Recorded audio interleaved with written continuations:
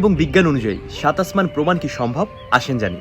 228টি দেশ নিয়ে এই পৃথিবী থেকে সূর্য 13 লক্ষ গুণ বড়। ব্যাটেল জুইস নামে একটি তারা আছে যা সূর্যের চেয়ে 33 কোটি গুণ বড়। Proxima Centauri, Alpha Centauri, Betelgeuse এরকম 500 বিলিয়ন তারকা নিয়ে গঠিত গ্যালাক্সি। আল্লাহ তাআলা কোটি কোটি গ্যালাক্সি সৃষ্টি করেছেন। আজ থেকে 1500 বছর আগেই পবিত্র কোরআনে মহাকাশের তথ্য ইরশাদ হয়েছে। সূর্য তার নির্ধারিত পথে ছুটে চলে, চাঁদেরও রয়েছে নির্ধারিত কক্ষপথ। সূরা ইয়াসিন আয়াত 38-39। পৃথিবীর সবচেয়ে দ্রুতগামী যান অ্যাপোলো 11 সেকেন্ডে চলে 11 কিলোমিটার বেগে, মিনিটে চলে 660 কিলোমিটার বেগে, ঘন্টায় চলে 39,000 কিলোমিটার বেগে।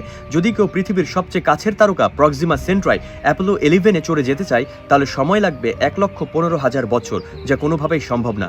এমনকি গ্যালাক্সি, সুপারনোভা, ব্ল্যাক হোল এগুলো প্রথম আকাশ নয়। প্রথম আকাশের মহাশূন্য, তারপর প্রথম আকাশ, তারপর দ্বিতীয় আকাশের মহাশূন্য, তারপর দ্বিতীয় আকাশ, তারপর তৃতীয় আকাশের মহাশূন্য, তারপর তৃতীয় আকাশ, এভাবে চতুর্থ, পঞ্চম এবং ষষ্ঠ আসমানে রয়েছে একটি গাছ, যে গাছটির নাম সিদরাতুল মুনতাহা। বিশ্বনবী হযরত মুহাম্মদ সাল্লাল্লাহু আলাইহি সাল্লাম বলেছেন, তোমার হাতের আংটিটি যদি বিশাল সাহারা মরুভূমিতে ফেলে দেওয়া হয়, বিশাল মরুভূমির তুলনায় তোমার আংটিটি যতটা ছোট, আল্লাহ তাআলার দ্বিতীয় আসমানের তুলনায় প্রথম আসমান ঠিক ততটাই ছোট।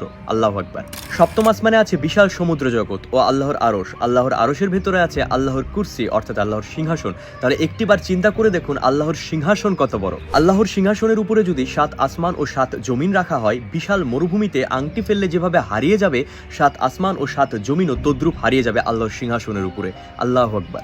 আসলে বিশ্বাস আশ্বাস আপনার একান্তই ব্যক্তিগত ব্যাপার। আপনি যদি বিশ্বাস করেন তাহলে আপনার কোনো প্রমাণেরই প্রয়োজন পড়বে না, কিন্তু আপনি যদি বিশ্বাস করতে না চান তাহলে কোনো যুক্তি আপনার পছন্দ হবে না। তবু বলে রাখি, আজ থেকে 1446 বছর আগের পবিত্র কোরআনে আল্লাহ তাআলা বলেছেন, শপথ বিজ্ঞানময় কোরআনের 36তম সূরা ইয়াসিনের 2 নম্বর আয়াত। ওই যে বললাম, বিশ্বাস আপনার একান্ত